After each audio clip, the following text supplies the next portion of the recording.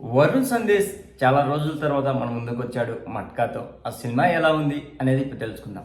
ఈ cinema review కంటే ముందు మనం ఒక విషయం మాట్లాడుకోవాలి. మొన్న ఈ మధ్య పవన్ కళ్యాణ్ ఒక మాట అన్నాడు కదా, ఏది పుష్ప సినిమా గురించి, గంధపు చెక్కలు నలగొద్దు ఇది అని. అక్కడ మెసేజ్ ఓరియంటెడ్ కాదు, తొక్క ఇది జనాలను పాడు చేస్తుంది అని చెప్పారు కదా. మరి మట్కా అనేది ఒక వ్యసనం. ఇప్పుడు సారాయికి, పేకాటకు, డ్రగ్స్కు ఎలా వ్యసనం పడతారో మట్కా అనేది కూడా ఒక గేమ్. దీనివల్ల ఎన్నో జీవితాలు నాశనమయ్యాయి. మరి అలాంటిది వాళ్ళ కుటుంబం నుంచి వరుణ్ తేజ్ ఇలాంటి సినిమా ఎలా ఎంచుకున్నారో నాకు అర్థం కాదు. ఈయన వాళ్ళ బాబాయ్ ఏమో ప్రజలకు మంచి సందేశం ఇవ్వాలనుకుంటే, ఈయన మాత్రము ఇలా ప్రజలను చెడగొట్టే సినిమాని తీశాడు. ఎందుకు తీశాడు? ప్రజల్లో ఏమైనా పోయినా నాకు ఇబ్బంది ఏం లేదా అనుకుంటుందా మెగా ఫ్యామిలీలో ఇలాంటి చెత్త సినిమాలు ఎందుకు వస్తున్నాయో నాకు అర్థం కాలేదు. ఇలాంటి సినిమాలను అరికట్టడంలో ప్రజలు ముందుండాలి. అంతేకాకుండా ఇప్పుడు మనము మెయిన్ చిన్నపిల్లలను అసలు ఈ సినిమాకి తీసుకువెళ్ళకూడదు. ఎందుకంటే వాళ్ళకి తెలియని ఏజ్ ఇలాంటి సినిమాలు చూసి చెడిపోయే స్కోప్ ఎక్కువ ఉంటుంది. ఎందుకంటే ఇది ఒక రియలిస్టిక్ సినిమానే, ఒక వ్యక్తి యొక్క జీవిత చరిత్ర ఆధారంగానే తీసుకున్నారు. అతను గతంలో రత్నాకర్ కేటీ అనే అతను బట్టి ఇతను సినిమా తీశాడు బయోగ్రఫీగా, బాగానే ఉంది. కానీ అది గతం.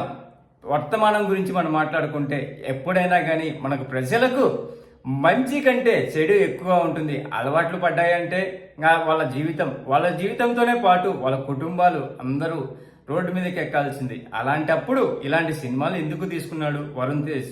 ఇంకా సినిమా చూసిన పాపానికి రివ్యూ ఇచ్చుకుందాం.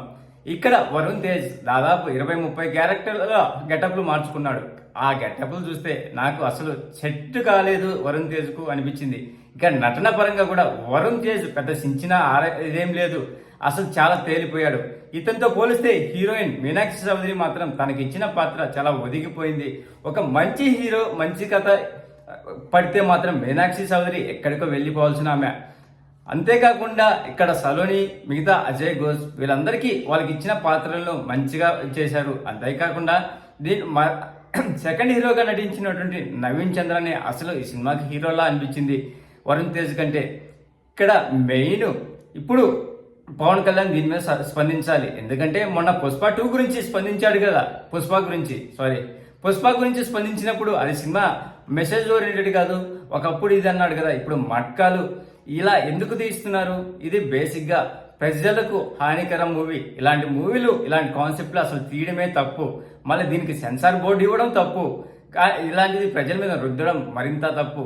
దీని మీద రేటింగ్ ఇవ్వాల్సి వస్తే, సినిమా పరంగా రేటింగ్ ఇవ్వాల్సి వస్తే అవుట్ ఆఫ్ 5 గాను 2 ఇస్తా ఫ్రెండ్స్. ఎందుకంటే వరుణ్ తేజ్ నటన అస్సలు చండాలంగా ఉంది. తనకి వేసిన గెటప్లు సెట్ కాలేదు.